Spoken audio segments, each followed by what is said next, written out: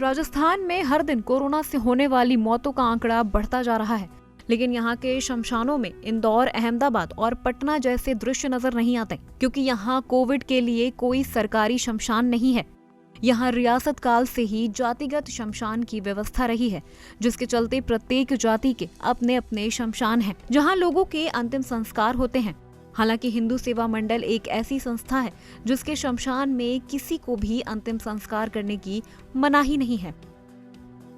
2020 मार्च अप्रैल में जब कलेक्टर साहब ने हमें निर्देशित किया था सोशल वर्क करने के लिए, तब हमारी संस्था द्वारा उस समय लगभग 55 से 60 कोविड की बॉडियों का अंतिम संस्कार किया गया था। और अब हम वर्तमान समय में जो कोविड का जो फैलाव हो रहा है, उसको देखते हुए हमारे पास में वर्तमान समय में 7 चबूतरे हैं अंतिम संस्कार करने के लिए।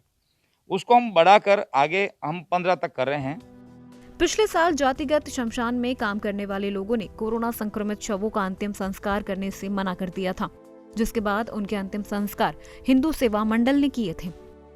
अभी तो रोज के 2-3 डोज ना आ रहे मशीन में आ रही, सब मशीन में ले रहे कोविड वाले, मशीन में ले रहे ना फिर। तो ये खाली जैन समाज की है किसी सबकी भी है? जैन समाज की तो मतलब गवर्नमेंट अगर लेके आएगी तो कोई भी समाज कर सकती है, बाकी यूँ नहीं लेते किसी, बाकी तो सिर्फ जैन समाज की लेते। समिति से बात करनी पड़ती है। 15 साल पहले जोधपुर नगर निगम ने हिंदू सेवा मंडल के शमशान में ही विद्युत शवदाह गृह लगाया था, लेकिन वन निगम की ओर से रखरखाव नहीं होने की वजह से पूरी तरह से खत्म हो गया। यही कारण है कि अब लकड़ियों का सहारा लेना पड़ रहा है। साहब आए थे और सीओ साहब आए थे निगम से, उन्होंने कहा यहाँ व्यवस्था कराएं, लकड़ी वगैरह साइड में कराए, चौकिया बनवाए। जब हमने काम शुरू कर दिया है, कल पॉजिटिव दाग भी किया था हमने यहाँ पर। ओसवाल समाज के विद्युत शवदाह गृह में कोरोना संक्रमित शवों का अंतिम संस्कार सिर्फ प्रशासन के निर्देश पर ही किया जाता है। इसके अलावा ओसवाल समाज अपने समाज के किसी भी परिवार में होने वाले मृत्यु का यहाँ अंतिम संस्कार करता है। अब जिला प्रशासन ने इस विद्युत संविदा गृह की व्यवस्थाएं बनाने के लिए गैस की आपूर्ति को लेकर भी दिशा निर्देश जारी किए हैं। 3 दिन में 38 मौतों के बाद जोधपुर के हिंदू सेवा मंडल के इस अंतिम संस्कार का स्थल है, सौदागृह है।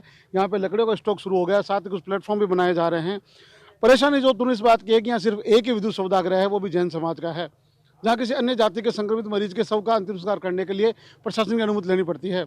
कल जिला कलेक्टर और निगम के सीओ ने इस पूरे इलाके का दौरा किया और आवश्यक दिशा निर्देश भी दिए हैं।